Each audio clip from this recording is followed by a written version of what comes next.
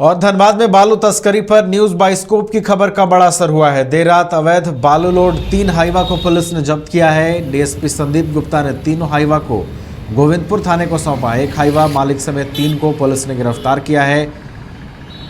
2 luxury कारों को भी मौके से पुलिस ने जब्त किया है। लग्जरी कार से स्क्वाड कर हाईवा को ले जाया जा रहा था। न्यूज बाइस्कोप की खबर पर उपायुक्त और एसएसपी ने कार्रवाई की है।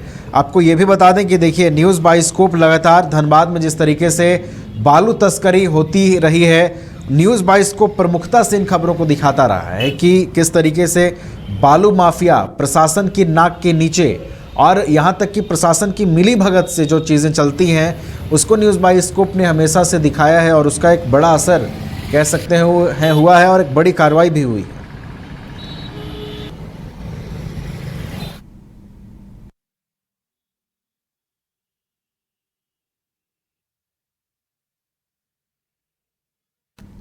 धनबाद में बालू तस्करी पर न्यूज बाइस्कोप की खबर का असर हुआ है। आपको ये भी बताते चलें कि लगातार प्रमुखता से न्यूज बाइस्कोप इस खबर को दिखाता रहा है और एक बड़ी कार्रवाई कह सकते हैं इसी कड़ी में की गई है। अवैध बालू लोड 3 हाईवा को जब्त किया गया है और लग्जरी गाड़ियों से इस हाईवा को स्कॉट किया जा रहा था। यानी कि आप समझ सकते हैं कि किस तरीके से ये पूरा जो खेल है वो चलता है अवैध बालू का। हालांकि ये एक बड़ी कार्रवाई है और निश्चित रूप से अब बालू माफियाओं में ये हड़कंप मचने वाली कार्रवाई है।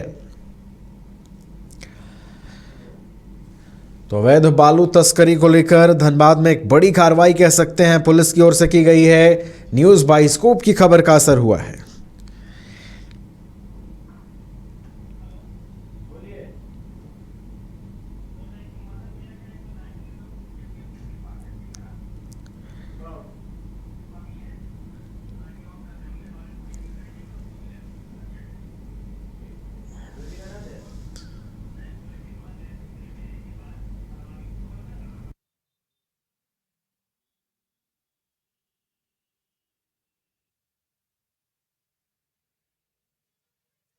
संवाददाता राजकुमार हमारे साथ फोन लाइन पर जुड़े हुए हैं, उनके पास चलते हैं। राजकुमार, एक बड़ी कार्रवाई कह सकते हैं बालू माफियाओं के खिलाफ और देखिए न्यूज बाइस्कोप लगातार प्रमुखता से दिखाता रहा है बालू तस्करी की खबरों को और एक बड़ी कार्रवाई हो गई है। अब नवीन, जिस तरह से एनजीटी की रोक लगी है और उसके बाद भी जो कोयलांचल धनबाद के अलग अलग जगहों पर जो बालू घाट हैं, जो नदियों में, हालांकि अभी तक मानसून पूरी तरह से प्रभावी नहीं हुआ है, फिर भी पूरी तरह से जो रोक लग जाती है, जो यह रोक जो है जून के बाद जुलाई भी कंप्लीट रहेगा और उसके बाद 10 अक्टूबर तक यह रोक लगी रहती है।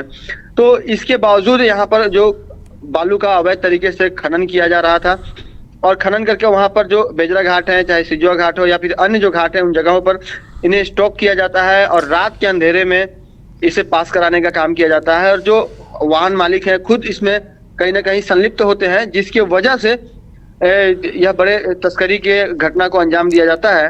और सबसे बड़ी बात यह है कि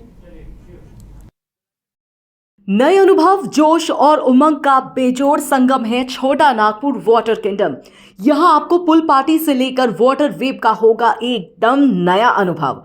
सबसे ज्यादा स्लाइड वाला राज्य का पहला वाटर पार्क का नाम है छोटा नागपुर वाटर किंगडम। तो परिवार के साथ आए रातू फन कैसल के पास स्थित छोटा Nagpur water kingdom. Amity university का पटना और रांची कैंपस पिछले कई सालों से लगातार शिक्षा के क्षेत्र में अनमैच्ड एक्सीलेंस प्रदान कर रही है। यूनिवर्सिटी रिसर्च और इनोवेशन और के कल्चर को बढ़ावा देती है और यही कारण है कि यहाँ के शिक्षकों और छात्रों ने मिलकर अब तक 1000 से ज्यादा रिसर्च पेपर और 100 से ज्यादा पेटेंट फाइल किए हैं। 26 से अधिक पेटेंट पब्लिश्ड हुए हैं और 3 पेटेंट ग्रांट भी हो चुके हैं। और यही नहीं, यहाँ के फैकल्टीज और स्टूडेंट्स 100 से अधिक किताबें पब्लिश भी कर चुके हैं। यूनिवर्सिटी के दोनों ही कैंपस में स्टूडेंट्स को कॉर्पोरेट प्लेसमेंट प्रोसेस को क्रैक करने के लिए ट्रेनिंग दी जाती है और इसलिए एमिटी यूनिवर्सिटी अपनी स्थापना से ही देश विदेश के कई जानी मानी मल्टीनेशनल कंपनीज जैसे अमेजॉन, एक्सेंचर, जेपी मॉर्गन और GPT, TCS, Wipro, ITC, federal bank, Hindustan Unilever जैसे 180 रेप्यूटेड कंपनीज के लिए रिक्रूटमेंट की प्रेफर्ड चॉइस बन गया है। यही वजह है कि आयुष कुमार को जेपीटी कंपनी लिमिटेड में 24 लाख, जान निसार अख्तर को अमेजॉन से 30 लाख और देव नरूला को ह्यूमन होल्डिंग कंपनी लिमिटेड से 44 लाख 50 हजार का पैकेज मिला है।